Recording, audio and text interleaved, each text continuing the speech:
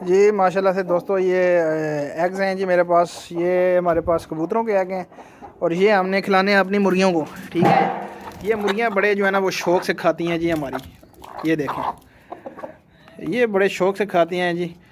और एक तो ये ताकत वाला है जी सिस्टम, कि ये इनमें ताकत वगैरह आती है। ठीक है, कैल्शियम पूरा होता है इनका।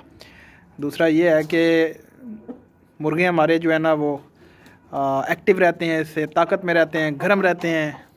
और ये अंडे वगैरह जो है ना, ये देखें, ये एक और खाने के लिए आ गई है। ये चेक करें, ये कुड़क कुड़क मुझे थोड़ी थोड़ी लग रही है, लेकिन ये है कि इसको भी हमने अंडा दे देना है। ये लो जी, खाओ जी, ये चेक करें। ये अंडे खाते हैं माशाल्लाह से और गर्म रहते हैं, एक्टिव रहते हैं, कैल्शियम पूरा होता है इनका। साथ में जो है ना ये जर्दी वगैरह ताकत के लिए जो होती है वो भी, ये देखें, ये